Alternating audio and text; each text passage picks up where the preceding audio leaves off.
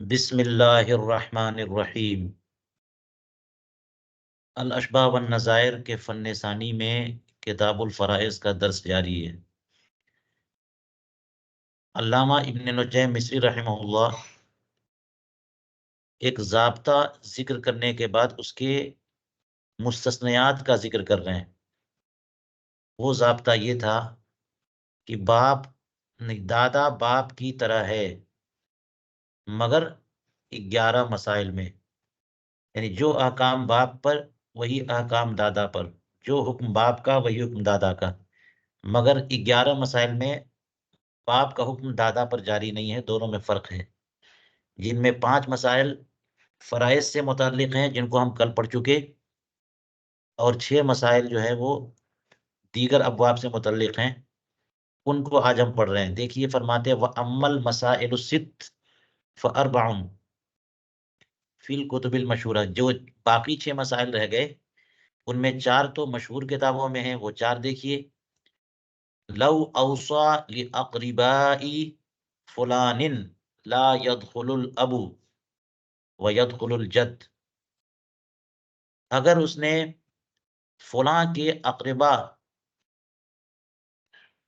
के लिए वसीयत की तो बाप दाखिल नहीं होगा, दादा दाखिल होगा। देखिए फ़र्क हो गया ना, दादा दाखिल हो जाएगा लेकिन बाप दाखिल नहीं होगा। तो जो बाप का हुक्म है वही दादा का हुक्म नहीं है, वरना बाप तो दाखिल नहीं होता तो दादा भी दाखिल नहीं होता। असल में क़राबतदार या अक़रबा जो हैं, ये होते तो करीब हैं लेकिन बहुत ज़्यादा करीब जो हैं वो नहीं है। वरना कुरान मुक़द्दस में अक़रबा का अत्फ़ वालिदैन पर नहीं होता। जी, आप देखिए जगह-जगह लिल वालिदैन वल अक़रबीन है ना?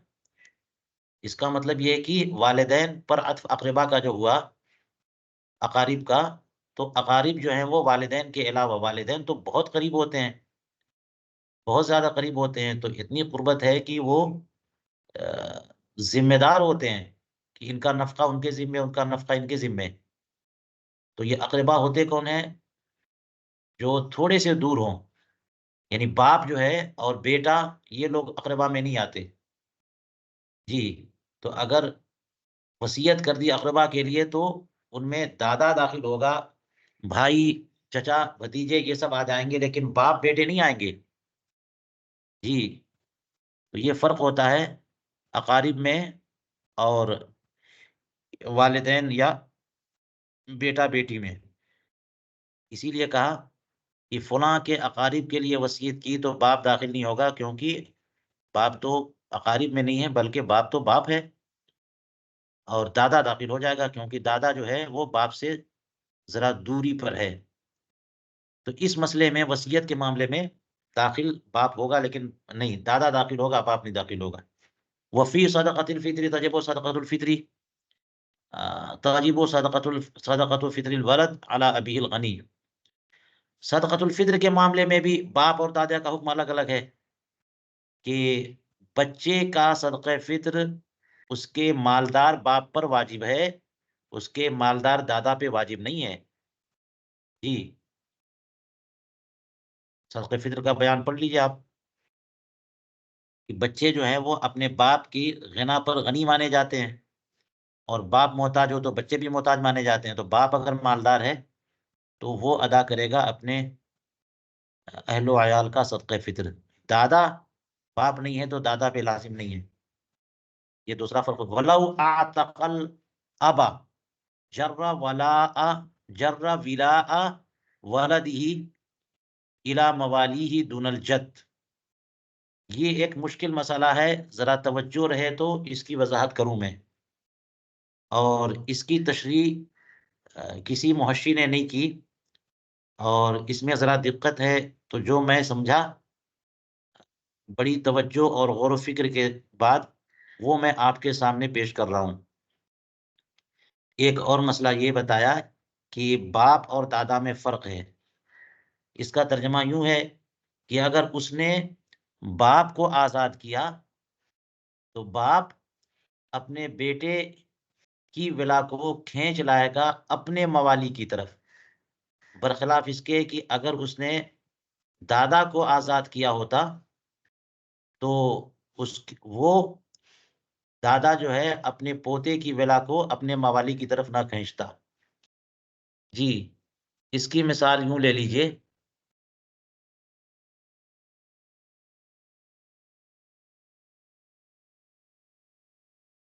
कि मिसाल के तौर पर ज़ैद ने आज़ाद किया। किसको? बकर को। और बकर की ज़ौजा है हिंदा। इन दोनों से पैदा हुआ खालिद। बकर को आज़ाद किया, इसका मतलब ये गुलाम है बकर भी, और हिंदा भी जो है वो बांदी है। तो गुलाम और बांदी से जो बच्चा पैदा होगा, वो तो गुलाम ही होगा ना। तो अब क्या किया कि हिंदा के आका ने आज़ाद कर दिया हिंदा को। हिंदा को जब आज़ाद कर दिया और बकर अभी भी गुलाम है, तो ये जो बकर और हिंदा से के इख्तिलात से जो खालिद पैदा हुआ, वो तो गुलाम था। लेकिन जब हिंदा ने आज़ाद कर दिया और आज़ादी के बाद ये पैदा हुआ, तो खालिद भी आज़ाद ही होगा ना, क्योंकि बच्चा जो है खैरुल अबवैन के ताबे होता है, आज़ादी और गुलामी में। उसका बाप गुलाम है, माँ आज़ाद है, तो माँ की वजह से ये आज़ाद होगा। और जब आज़ाद होगा तो इसकी विलायत-ए-इत्क़ जो है किधर जाएगी? खालिद की विलायत-ए-इत्क़ जो है वो किधर जाएगी? हिंदा के मवाली की तरफ। अब उसके बाद क्या हुआ कि ज़ैद ने आज़ाद कर दिया उसके बाद, यानी खालिद पैदा हुआ और इसकी विलायत-ए-इत्क़ इधर चली गई। उसके बाद ज़ैद ने आज़ाद किया बकर को, और बकर बाप है खालिद का। ये ज़हन में रखिए कि ये आज़ाद किया है बाप को।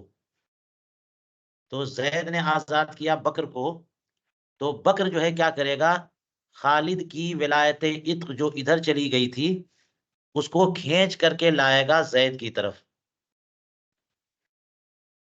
क्यों? क्योंकि अब ये भी आज़ाद हो गया।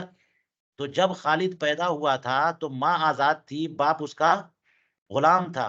तो खैरुल अबवैन के ताबे होकर के माँ की वजह से खालिद आज़ाद हुआ, तो माँ ही की अहमियत है। तो इसकी विलायत उस वक़्त इधर चली गई। लेकिन बाप तो बहरहाल गालिब होता है। इसके 2-4 दिन के बाद या बाद में ज़ैद ने बकर को आज़ाद कर दिया, तो अब माँ के बजाय बकर की तरफ ये खालिद जाएगा और विलायत इसकी इधर चली जाएगी, और इसके थ्रू ये विलायत चली जाएगी इधर। तो वही कहना ये है कि ज़ैद ने बाप को जब आज़ाद किया, तो बाप अपने बेटे की विलायत जो चली गई थी, उसकी माँ की के मवाली की तरफ, वो खींच लाएगा अपने बाप के मवाली की तरफ। जी, वलौ आतक़ल अब, तो अब ये मफ़ऊल है, व वलौ आतक़ल अबा, यानी ज़ैद ने किसी शख़्स को आज़ाद किया जो बाप है, और उसका बेटा जो है वो आज़ाद हुआ, जो मैंने सूरत बताई। तो बाप क्या करेगा, जर्रा वलाआ वलदिही, अपनी औलाद, अपने बेटे की विला को खींच लाएगा अपने मवाली की तरफ। लेकिन दूनल जद का मामला क्या हो गया कि अगर यही सूरत-ए-हाल ये नहीं है, बल्कि ज़ैद ने आज़ाद किया, जो बकर है, ये बकर का मामला नहीं है, बल्कि बकर को आज़ाद तो किया, लेकिन बकर का बेटा जो है, वो उसकी शादी हुई हिंदा से, और इससे पैदा हुआ अब्दुल्लाह, और दादा को आज़ाद किया उसने। तो अब ये दादा की आज़ादी की वजह से दादा नहीं खींचेगा पोते की विला को। बाप जो है बेटे की विला को खींचेगा, लेकिन दादा पोते की विला को नहीं खींचेगा। ये हो गया फ़र्क, और इसमें बड़ी दिक्कत थी, जिसकी वज़ाहत मैंने आपके सामने कर दी है। चलिए, और इसको अच्छी तरह समझ लीजिए, वरना परेशानी होगी। कहते हैं चौथा इस्तिस्नाई मसला ये है कि वयसीरु सगीरु मुस्लिमन बिइस्लाम अबीहि दून जद्दिही। कि छोटा बच्चा, नाबालिग बच्चा है, वो अपने वालिद के इस्लाम की वजह से मुसलमान माना जाएगा, लेकिन दादा के इस्लाम की वजह से मुसलमान नहीं माना जाएगा। ये फ़र्क हो गया। तो ये भी तो पता है कि बच्चा जो है, थोड़ी देर, खैरुल अबवैन के ताबे होता है, मज़हब में भी और हुर्रियत में भी। तो अगर उसका बाप मुसलमान है, तो बेटा तबअन मुसलमान माना जाता है। माँ मुसलमान है, तो बेटा तबअन मुसलमान माना जाता है। तो बाप की वजह से उसका इस्लाम साबित होगा, लेकिन दादा की वजह से इस्लाम साबित नहीं होगा। बाप मिसाल के तौर पर काफ़िर है और उसका दादा जो है मुसलमान है, तो उसका इस्लाम साबित नहीं होगा। ये फ़र्क हो गया। 5वां मसला देखिए, लौ माता व तरका औलादन सिगारन व मालन फल वलायतहु लिल अब। अगर बंदे का इंतकाल हो गया, मिसाल के तौर पे ज़ैद का, और उसने छोटे-छोटे बच्चे छोड़े, यतीम, अयताम व मालन, और कुछ माल भी छोड़ा। फल वलायतु लिल अब, तो अब विलायत जो है उसके बाप को होगी, जो कि बच्चों के दादा हैं। और फ़हुवा कवसिय्यिल मय्यित, तो बाप जो है ये मय्यित के वसी के तौर पर हो जाएगा, बिखिलाफिल जद। और अगर माने कि ज़ैद का इंतकाल हुआ था, छोटे-छोटे बच्चे छोड़े और ज़ैद ने अपना दादा भी छोड़ा, तो दादा जो है खुद ब खुद वसीय मय्यित के दर्जे में नहीं होगा। ज़ैद का इंतकाल हुआ, छोटे-छोटे बच्चे छोड़े और ज़ैद के वालिद मौजूद थे, तो वालिद मय्यित के वसी के दर्जे में हो जाएँगे। दादा छोड़ा तो दादा मय्यित के वसी के दर्जे में नहीं होंगे, जब तक कि ज़ैद दादा को वसी ना बनाए, क्योंकि बाप इस मामले में दादा से अक़वा है। 5वां मसला हो गया। छठा मसला देखिए, कहते हैं फ़ी विलायतिल इनकाह, निकाह कराने की विलायत में भी बाप और दादा में फ़र्क है। जी। लौ काना लिस्सगीर अखुन व जदुन व जद्दुन। अब देख लीजिए कि अगर छोटा बच्चा है और उसका भाई भी मौजूद है और दादा भी मौजूद है, तो अब वली कौन है? क्योंकि दोनों एक दर्जे में दूर हैं। बाप होता तो डायरेक्ट ताल्लुक था बेटे से, लेकिन भाई है तो बाप की वजह से ताल्लुक है भाई से, और दादा का ताल्लुक भी बाप की वजह से है, तो 2 दर्जे दूर हैं वो। तो अब कहते हैं फ़अला कौल अबी यूसुफ, इमाम अबू यूसुफ रहमहुल्लाह के नज़दीक, यश्तरिकान, ये दोनों के दोनों बराबर के वली हैं। विलायत निकाह जो है दोनों को हासिल है। व अला कौलिल इमाम रहमहुल्लाह युख्तसुल जद, दादा जो है वो खास हो जाएगा। विलायत विलायत निकाह जो है ये दादा को हासिल है। ये बात हो गई जी। लेकिन आगे देखिए जो फ़र्क है, वलौ काना मकानु अब उख्तुस्सा इत्तिफ़ाक़न, और अगर भाई और बाप का मामला होता, यानी ज़ैद का इंतकाल हो गया और उसका कोई छोटा बच्चा था और ज़ैद का बाप भी मौजूद है, ज़ैद का भाई भी मौजूद है, तो अब मामला ये है कि भाई शरीक नहीं होगा, बाप अकेला जो है वो विलायत निकाह रखेगा। उख्तुस्सा अबुन, अब उख्तुस्सा इत्तिफ़ाक़न, ये इसमें कोई इख्तिलाफ़ भी नहीं है। तो अब यहाँ देखिए ऊपर वाला मसला जो है उस वो मुख्तलफ़ फ़ी है। इमाम साहब के नज़दीक तो दादा वाली सूरत में भी विलायत निकाह दादा ही के साथ ख़ास है, और बाप है तो विलायत निकाह बाप ही के साथ ख़ास है। तो इंदल इमाम बाप-दादा में कोई फ़र्क नहीं है। लेकिन अगर इमाम अबू यूसुफ के कौल को देखा जाए, तो इसमें फ़र्क है कि दादा मौजूद है, तो दादा और भाई दोनों शरीक हैं विलायत निकाह में। लेकिन अगर बाप मौजूद है, तो भाई शरीक नहीं होगा, सिर्फ़ बाप होगा। ये फ़र्क हो गया। तो 6 इस्तिस्नाई मसाइल हो गए मज़ीद, तो 6 और 5 कुल 11 हो गए। अल्लामा इब्न नुजैम मिस्री रहमहुल्लाह फरमाते हैं कि मैंने भी कुछ इज़ाफ़ा किया, और अल्लामा इब्न नुजैम अपने घर से इज़ाफ़ा नहीं करते हैं। कहीं न कहीं वो मसला देखते हैं, तो वहीं से लेके आते हैं। तो अब देखिए, कहते हैं वहिया अन्नहु इज़ा माता अबूहु सारा यतीमन, ये जब उसके वालिद का इंतकाल हो जाए, यानी किसी के वालिद का, तो सारा यतीमन, तो बच्चा जो है यतीम हो जाता है। वला यक़ूमुल जद्दू मक़ामल अब, और दादा बाप की जगह पे कायम नहीं होता। लिइज़ालतिल युत्मी, ये यतीम नहीं है, यतीमी के इज़ाले, उस बच्चे से यतीमी के इज़ाले के लिए दादा बाप के कायम मक़ाम नहीं होता। यतीम कहते ही है कि जो पैदा हुआ और उसका बाप नहीं है, या पैदा हुआ और बुलूग से पहले पहले उसका बाप उससे रुखसत हो गया तो वो यतीम है। तो सिग़्र सिनी में जिसका बाप ना हो वो यतीम है। अब अगर बाप नहीं है, दादा है, तो वो यतीम ना हो ऐसी बात नहीं है। बाप है तो यतीम नहीं है, बाप नहीं है तो यतीम है, अगरचे दादा हो ना हो। फ़र्क यही हो गया कि एक दर्जा जब दूरी हो गई, तो वो सारी शफ़क़तें जो बाप की थीं, वो होंगी तो दादा में भी, लेकिन बिल्कुल वही लेवल नहीं हो सकता, क्योंकि दादा की क़राबतदार तो और भी ज़्यादा लोग हैं। जो भी रीज़न हो, लेकिन बहरहाल ये मसला क्लियर हो गया कि दादा जो है बाप के मक़ाम इज़ाले युत्म में नहीं है, यतीमी के इज़ाले में नहीं है। फ़हिय इस्नता अशरा मसअला, तो ये एक और मिला लीजिए, कितने हो गए? 12 हो गए। कहते हैं कि फिर मैंने देखा एक और मसला फ़तावा ख़ानिया की किताबुन नफ़क़ात में, वो क्या है कि लौ माता व तरका औलादन सिगारन वला माल लहू, कि अगर उसका यानी ज़ैद का इंतकाल हुआ, छोटे-छोटे बच्चे छोड़े और ज़ैद के पास कुछ माल नहीं था। ज़ैद जो है ना फ़कीर, मिस्कीन, तंगदस्त ऐसे ही इंतकाल हो गया, छोटे-छोटे बच्चे थे।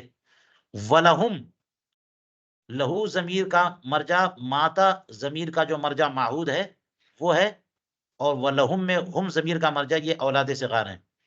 छोटे-छोटे बच्चे की माँ मौजूद है, व जद्दुन, और दादा भी जो अबुल अब है, जद्दे फासिद नहीं, जद्दे सही। तो छोटे-छोटे बच्चे मौजूद हैं और छोटे बच्चों की वालिदा तो मौजूद है और दादा भी मौजूद हैं, तो अब नफ़क़ा किनके ज़िम्मे जाएगा? क्योंकि उनके वालिद गिरामी का जब इंतकाल हुआ तो हालत मस्कनत में इंतकाल हुआ, कुछ भी नहीं था उनके पास। अब देख-रेख कौन करेगा? लामोहला नफ़क़ात के बयान में ये बात आती है कि जो क़राबतदार है तरतीबवार जो असबात यानी वो विरासत में जो हिस्स जिस तरतीब से जाते हैं उसी तरतीब से नफ़क़ा भी होता है। तो कहते हैं फन नफ़क़तु अलैहिमा असलासन, तो उन छोटे बच्चों की माँ मौजूद है और दादा भी मौजूद है, तो नफ़क़ा माँ और दादा पे जाएगा। और कैसे जाएगा? इनके अपने हिस्स की तरतीब के हिसाब से। असलासन कहा ना, अस्सुलुसु अलल उम, जो है जो भी खर्चा आ रहा है सुलुस जो है वो माँ पे के ज़िम्मे होगा और सुलुसान बाप के ज़िम्मे। क्योंकि आप देख लीजिए कि अगर इनका इंतकाल होता है और ये माँ और दादा छोड़ते हैं, तो अब हिस्सा कैसे बँटेगा? माँ का तो चूँकि औलाद नहीं तो सुलुस मिलेगा, सुलुस कुल, और दादा जो है वो बाप का नायब होकर के वो असबा बनेगा। तो सुलुस कुल का हिस्सा बने जब तक़सीम करेंगे तो 3 से मसला बना के, एक जो है वो आप माँ को दे देंगे और दादा जो है वो असबा होकर के बाकी जो बचा वो सब के सब बाप दादा ले लेगा, तो 2 बाप दादा को गया। तो उसी तरतीब से ये लोग खर्चा भी करेंगे। ये थोड़ी है कि जनाब जब फ़ायदा हुआ तो आप फ़ायदा ले लें और जब ज़िम्मेदारी आई तो फिर इधर-उधर करें। जी, इंतहा। तो ये एक और मसले का इज़ाफ़ा इन्होंने कर दिया। कुल 13 हो गए। कहते हैं वलौ कानल, अच्छा ये वजह फ़र्क अभी बाकी है। वजह फ़र्क देखिए, जो फ़र्क वाला मामला है। कहते हैं वलौ कानल अबू मका हाँ, कानत कुल्लुहा अली वलौ कानल अब, अगर दादा की जगह पे बाप होते, यानी छोटे-छोटे बच्चे जो छोड़ के गया ज़ैद, तो छोटे बच्चों की वालिदा मौजूद हैं और छोटे,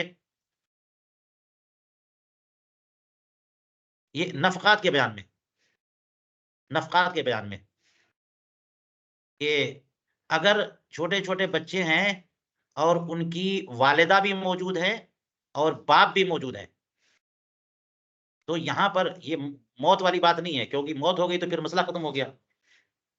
अगर छोटे-छोटे बच्चे हैं और उनके वालिदैन मौजूद हैं, कहते हैं कानत कुल्लुहा अलैह, तो सारा का सारा नफ़क़ा बाप के ज़िम्मे जाएगा, माँ शरीक नहीं होगी उसमें। वला तुशारिकुल उम फ़ी नफ़क़तिहिम, इसमें ये नहीं करेंगे कि जनाब जो इनको हिस्सा मिल रहा था, तो बाप तो जो है वो असबा है और माँ जो है वो असहाबे फ़राइज़ में से होके सुलुस ले गई और 2 बाकी जो 2 सुलुस जो है, वो बाप को मिला तो इसी तरह से खर्च नहीं, नहीं, नहीं। माँ के ज़िम्मे कुछ खर्च नहीं होता। जी, इस सूरत में पूरा के पूरा खर्चा जो है ना बाप उठाएगा, तो ये हो गया फ़र्क। दादा वाली सूरत में माँ भी शरीक होती है अखराजात में, लेकिन बाप वाली सूरत में माँ अखराजात में शरीक नहीं होती। ये एक और वजह फ़र्क आ गया। कहते हैं कि फ़हिय सलासु अशरा, तो ये 13 सूरतें हो गईं बाप और दादा में फ़र्क की। आगे चलिए, कहते हैं अल जद्दुल फ़ासिदु मिन ज़विल अरहाम व लैसा काबिल अब, जद्दे फ़ासिद ज़विल अरहाम से है। जी, ये और सही बात तो ये है कि जद्दे सही भी ज़वील अरहाम से है, लेकिन ये है कि बाज़ मामलात में जद्दे सही जो है वो असबाब भी माने जाते हैं, तो ज़वील अरहाम से करीब हो गए, क़राबतदार, यानी जो आयत करीमा में आते हैं कि वालिदैन वल अक़रबीन, कि वालिदैन पर अक़रबीन की अकात हुआ, तो वो वालिदैन में माने जाते हैं बाज़ सूरतों में, ख़ास तौर से उसूबत में। तो बहरहाल कहते हैं जद्दे फासिद नाना को कहते हैं, अबुल उम, और या फिर ऊपर वाले कोई जिसमें जद्दा फासिदा के ऊपर जद्दा फासिदा के बाप हों।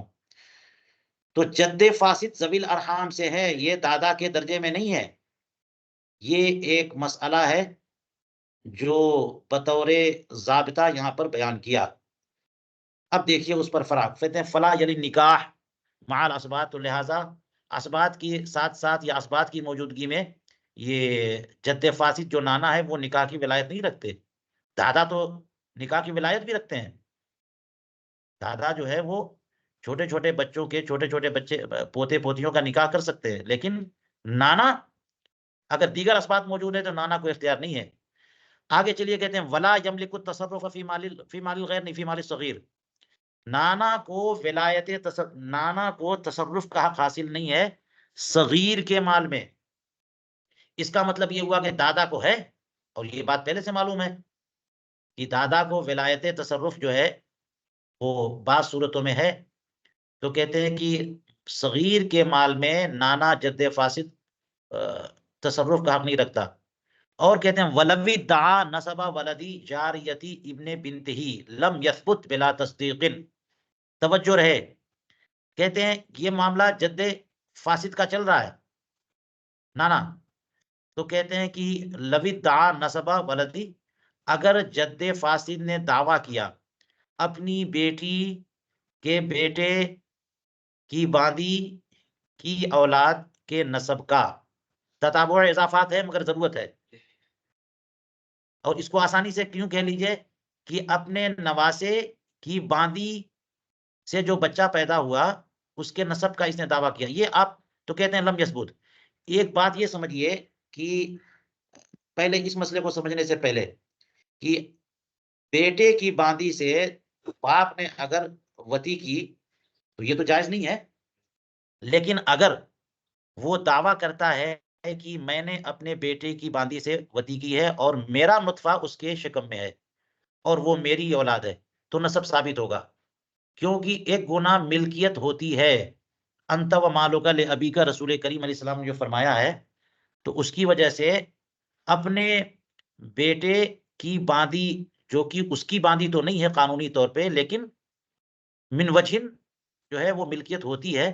तो इसलिए अगर बाप ने अपने बेटे की बाँदी से वती कर ली, जी, और उसके उससे बच्चा पैदा हुआ और दावा कर लिया कि मेरा है, तो ये बात मानी जाती है। अब यहाँ पर ये कि जद्दे फासिद जद्दे सही का, जद्दे सही अगर कहेगा तो वो भी बात मानेंगे।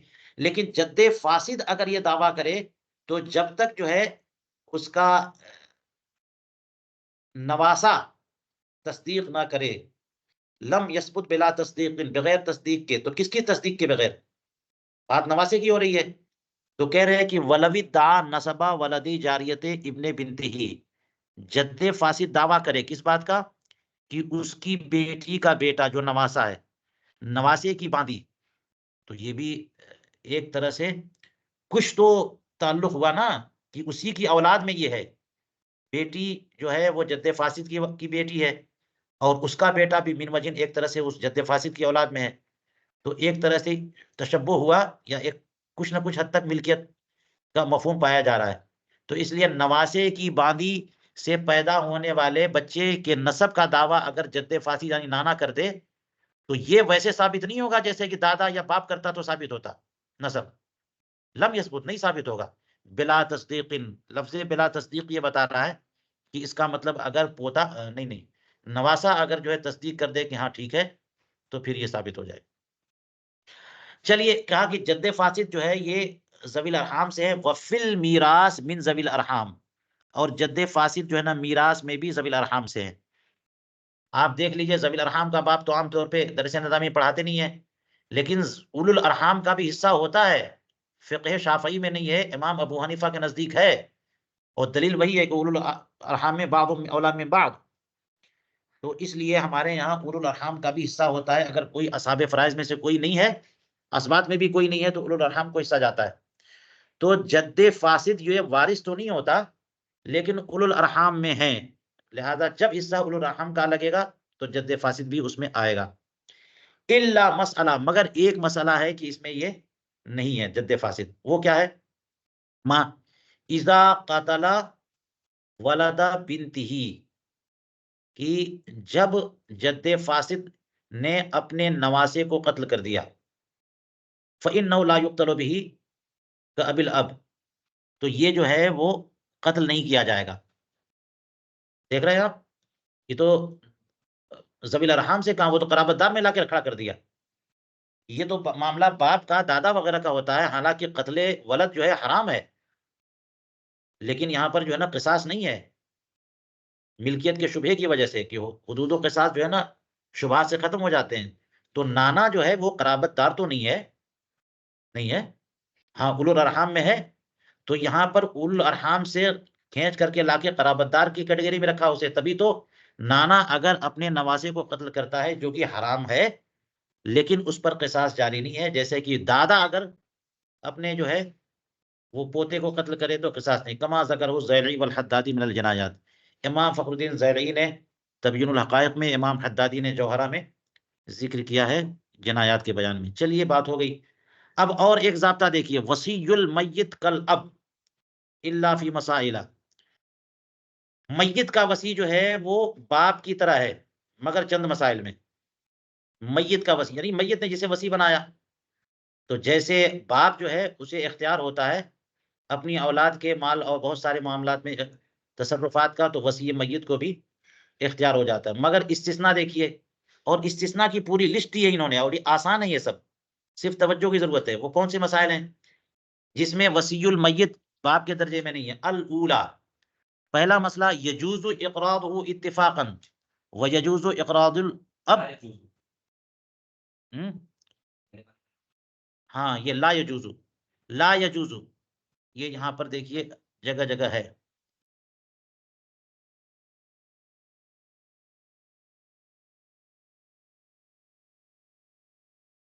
यहाँ भी यजूज़ु।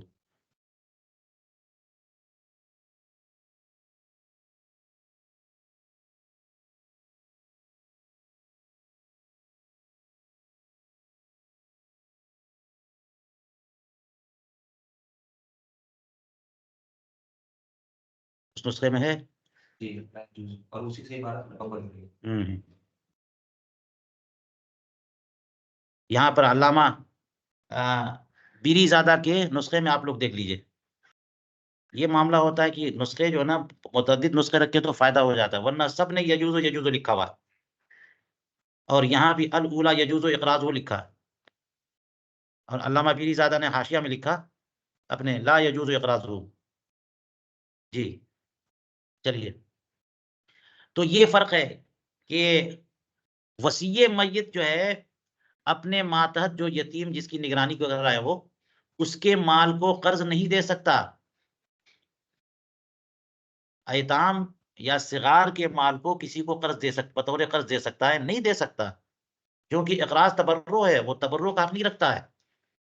वसीयुल मय्यत जो है ना, वही तसर्रुफ़ात कर सकता है इसी किस्म के जो यतीमों के भले के लिए हो, और यतीम का माल अगर कर्ज़ दे देगा तो फिर ये यतीम का भलाई कहाँ हुई इसमें? बल्कि बसा औक़ात कर्ज़ लेने वाले देते नहीं हैं तो नुकसान हो गया। व यजूज़ु इक़राज़ुल अब, लेकिन बाप मौजूद है तो बाप अपने बच्चों का माल किसी को कर्ज़ में देना चाहे तो दे सकता है। फ़ी रिवायतिन, लेकिन ये इसका मतलब ये हुआ कि ये भी मुत्तफ़क़ अलैह नहीं है, एक रिवायत ही में है, वरना दूसरी रिवायत में ये है कि बाप भी नहीं दे सकता। दूसरा इस्तिस्नाई मसला देखिए, यबीउ व यश्तरी लिनफ़्सिही बिशर्तिल ख़ैरिय्यति लिल यतीम वलिल अबि ज़ालिका बिशर्ति अल्ला दररा। वसीय मय्यत जो है अयताम के माल को बेच सकता है, और खुद अपने लिए खरीद सकता है, बय शरा कर सकता है अपने लिए, यतीम की भलाई की शर्त के साथ। इनको तो हक हासिल है वसीय मय्यत को कि वो खरीदना बेचना कर सकते हैं अपने लिए। यतीम का माल खुद अपने लिए खरीद लिया। ये कर सकते हैं, लेकिन इसमें शर्त है कि यतीम का फायदा हो। ये जो आप बेच रहे हो या खरीद रहे हो खुद, उसमें यतीम का फायदा होना जरूरी है। और बाप भी ऐसा कर सकता है कि छोटे बच्चों का माल खुद खरीद ले अपने लिए, लेकिन उसमें भलाई की शर्त नहीं है, बल्कि उसमें शर्त ये है कि यतीम का नुकसान ना हो। फायदा नहीं है, कोई बात नहीं है, लेकिन यतीम का नुकसान नहीं होना चाहिए। तो ये एक फर्क हो गया वसीय मय्यत और बाद में।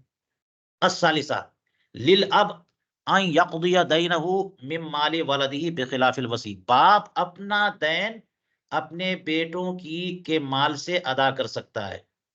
बाप अपना कर्ज अपनी औलाद औलाद सिगार के माल से अदा कर सकता है, लेकिन वसी अपना जाती कर्ज अपने मातहत जो अयताम है उनके माल से नहीं अदा कर सकता। बहुत आसान सा मामला। अर्राबिया लिल अब अल अक्ल मिन माली वलदिही इंदल हाजा वलिल वसत वलिल वसीय बिक़दर अमलिही। बाप अपनी औलाद के माल से खा सकता है इंदल हाजा, अगर मोहताज है तो। मोहताज है बाप तो खाए, जितना खाना हो खाए, है। लेकिन और वसी कहते हैं बेकदर अमली, वसी भी जो है वो खा सकता है अपने मातहत यतीमों के माल से, लेकिन जितना अमल करेगा उतना ही। इसीलिए तो फरमाया कि कुरान पाक में वमन काना गनियन फलयस्ताफिफ वमन काना फकीरन फलयाकुल बिल मारूफ। तो जितना चलता है, जितनी मेहनत आप कर रहे हो, जितना काम करो उतना ही। ये नहीं कि जनाब आप काम धाम छोड़ करके बैठ गए और सब कुछ करते रह गए। तो वसी बकदर अमल खा सकता है। जितना अमल किया वो उसकी हाजत के लिए काफी नहीं है, तो फिर उसे काम करना पड़ेगा। लेकिन बाप जो है, अगर जरूरत है, अच्छा ये भी फर्क हो सकता है कि बाप तब खा सकता है जबकि जरूरत हो। अगर जरूरत नहीं है तो बाप नहीं खा सकता, लेकिन वसी जो है अगर काम कर रहा है तो उससे खा सकता है। अल खामिसा पांचवा मसला देखिए, लिल अब अन यरहना माला वलदिही अला दैनिही। बाप अपनी औलाद का माल अपने दैन पर बतौर रहन रख सकता है, गिरवी में रख सकता है। कर्ज लिया जैद से, और जैद जो है वो नहीं देने के लिए तैयार है कर्ज, जब तक कि आप गिरवी के तौर पे माल ना रखो। इसके पास माल नहीं है तो बच्चे का माल रख दिया, कर सकता है। वसी नहीं कर सकता, यतीमों का नुकसान है। छठा मसला ला तक़ूम इबारत मकाम इबारतैन। वसी की इबारत दो इबारतों के कायम मकाम नहीं हो सकती। जी, जैसे है ना खास तौर से निकाह के मामले में कि वाहिद तरफैन का मुतवल्ली होता है। एक जो है एक ही इबारत में कह दिया कि मैंने उसका निकाह अपने से किया, ईजाब भी हो गया, कबूल भी हो गया। तो ये बाप अगर करे, नहीं वो वसी की बात हो रही है। वसीय मय्यत अगर ये करे तो एक जुमले में ईजाब भी हो जाए, कबूल भी हो जाए, ऐसा नहीं होगा। ला तक़ूम इबारतहु मकाम इबारतैन। ईजाब के लिए अलग इबारत चाहिए, कबूल के लिए अलग इबारत चाहिए। फ़इज़ा बाअ व इश्तरा, तो जब वसीय मय्यत ने अपने लिए खरीदा यतीम के माल को, बेचा और खरीदा, बिशर्त, शर्त वही है जो ऊपर गुजर चुकी कि भलाई होनी चाहिए, उसमें फायदा होना चाहिए यतीम का। तो उस शर्त की मौजूदगी में अगर वसीय मय्यत यतीमों का माल खरीदे, बेचे और खरीदे, तो इसमें दो इबारत जरूरी है। फला बुद्दा मिन कौली, उसका ये कहना जरूरी है कबिल तो ईजाब के बाद, कि पहले ये कहेगा उनकी तरफ से कि मैंने बेचा, और फिर अपनी तरफ से कहेगा मैंने खरीदा। दो इबारतें जरूरी, बरखिलाफ अब के कि वो तो एक ही जुमले में कर सकता है। सातवां मसला ला यलिल इनकाह बिखिलाफिल अब। ये माली तसर्रुफात का हक हासिल है वसीय मय्यत को। हाँ, जान में तसर्रुफ नहीं कर सकता, लिहाजा निकाह नहीं करा सकता, बरखिलाफ अब के। अस्सामिना ला यमूनहु बिखिलाफिल अब। ये मैं गौर कर रहा हूं कि इसका मतलब क्या है। यमून का माना तो जिम्मेदारी होती है, और इससे जो बात मुझे समझ में आ रही है वो ये है कि आ, बाप जैसा कि जिम्मेदार होता है अपने बेटों के तमाम मामलात का, खास तौर से अगर वो कत्ल कर दे, ये मिसाल के तौर पे समझिए, तो बाप जो है वो आकिला में है, तो अगर देयत आई तो देयत जो है ना आकिला पे होती है। लेकिन वसीय मय्यत जो है ना, उस पर जिम्मेदारी नहीं जाती है कि यतीमों ने कत्ल कर दिया तो अब जो है ना वो वसीय मय्यत जो है वो आकिला में हो जाए और उस पर देयत देनी पड़े। तो वही कह रहे हैं कि वसीय मय्यत जिम्मेदार नहीं है, वो निगरान है। जहां जहां तसर्रुफात की जरूरत है वो तसर्रुफात करेगा। ये नहीं कि यतीम बच्चा कुछ भी कर दे और सब जिम्मेदारी वसी की हो जाए। लेकिन बाप जो है वो जिम्मेदार होता है, ये बात है। अत्तासिआ ला युअद्दी मिन मालिही सदक़त फित्रिही बिखिलाफिल अब, कि वसीय मय्यत जो है अपने मातहत यतीम या सगीर बच्चे का सदक़े फित्र अपने माल से अदा नहीं कर सकता, बरखिलाफ बाप के, क्योंकि ये नायब नहीं है ना। पर और बाप तो जिम्मेदार है, और बाप के बारे में पढ़ लिया कि छोटे-छोटे बच्चे हैं मौजूद और वो अगरचे फ़कीर हों, बाप गनी है तो उनके ग़िना से वो भी गनी माने जाते हैं, तो सदक़े फ़ित्र बाप अदा करेगा। लेकिन स वसीय मय्यत अपने माल से अदा कर दे, तो बच्चों का सदक़े फ़ित्र अदा नहीं होगा। 10वां मसला, ला यस्तख़दिमुहु बिख़िलाफ़िल अब, ये वसीय मय्यत जो है, ये यतीम बच्चों से अपनी ज़ाती ख़िदमत नहीं ले सकता। ये उसके हक़ में यतीम बच्चों के भलाई के लिए निगराह है, अपने मफ़ाद के लिए नहीं है। लिहाज़ा ज़ाती ख़िदमत नहीं ले सकता, बाप ज़ाती ख़िदमत ले सकता है। अल हादी अशर, 11वां मसला, ला हवानत लहू बिखिलाफिल अब, वसीय मय्यत के लिए खजाना नहीं है, यानी परवरिश का सारी जिम्मेदारी नहीं है कि वो परवरिश जो, जैसे कि अगर कोई मौजूद नहीं है तो परवरिश का सारा जिम्मा जो है बाप को होता है, बाप मौजूद है तो बाप को होता है, बाप नहीं है तो फिर वसीय मय्यत जो है वो निगरान है उसके माली तसर्रुफात में।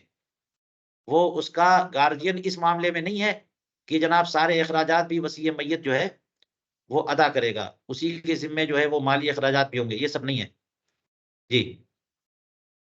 और चलिए कहते हैं अल मय्यितु ला यरिसु इल्ला फी मसअला, थोड़ा-सा और पढ़ेंगे और फिर उसके बाद जो है हम दर्स को रोक देंगे किसी और दिन इस सिलसिले को खत्म करने के लिए। चलिए, कहते हैं अल मय्यितु ला यरिसु, मय्यित वारिस नहीं होता, मुर्दा जो है वारिस नहीं होता। ये एक ज़ाब्ता है, इस पे ज़िक्र इससे पहले भी गुज़रा और ज़िक्र गुज़रा था कि मय्यित मालिक नहीं होता।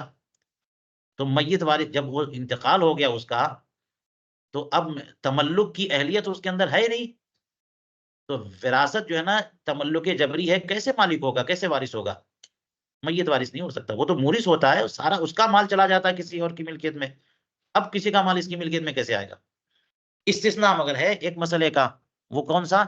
मा इज़ा दरबा बतना इम्रअतिन फ़अल्क़तहु मय्यितन, कि उसने किसी खातून के, हामिला थी वो, उनके शिकम पे ज़र्ब लगाई और उससे हमल साक़ित हो गया और वो जो बच्चा निकला, वो मुर्दार निकला, तो उसमें रसूल करीम अलैहिस्सलाम ने गुर्रा वाजिब किया है कि गुलाम देना पड़ेगा, गुर्रा होगा।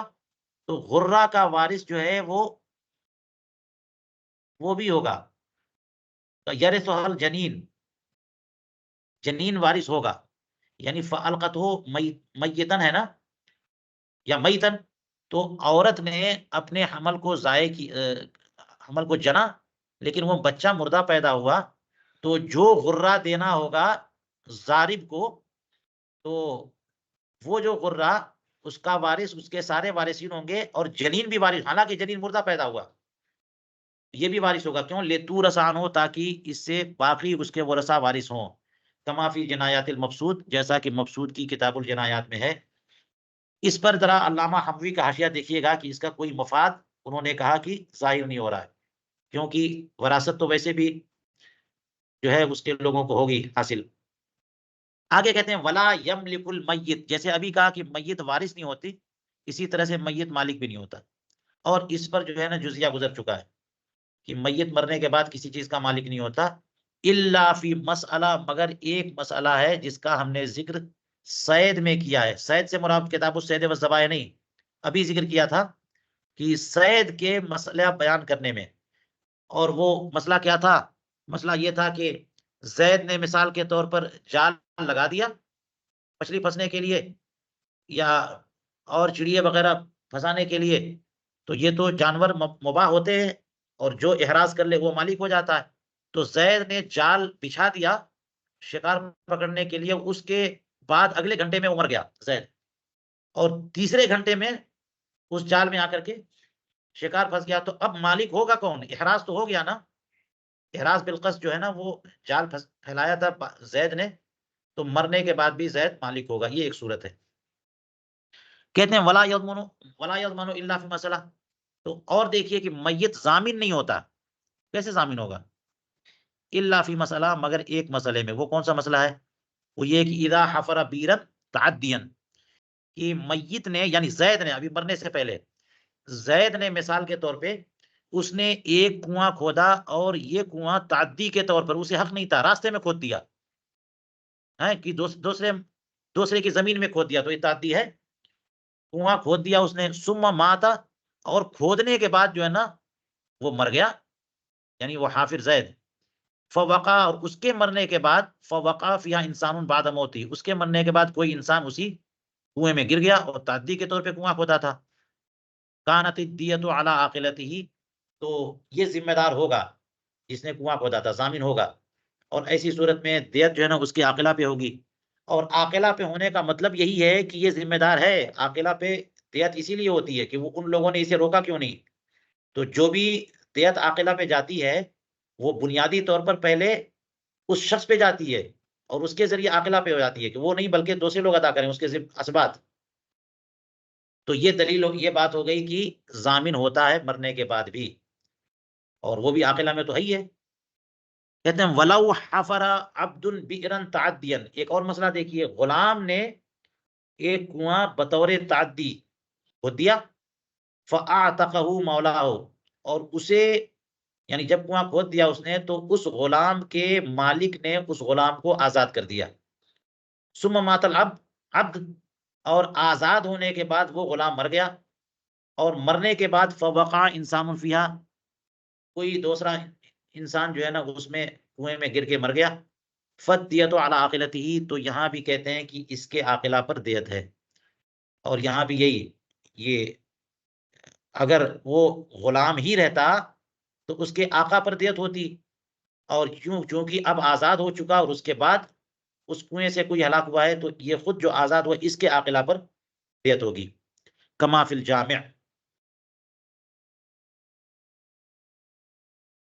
चलिए, इतने पर हम आज दर्स रोकते हैं।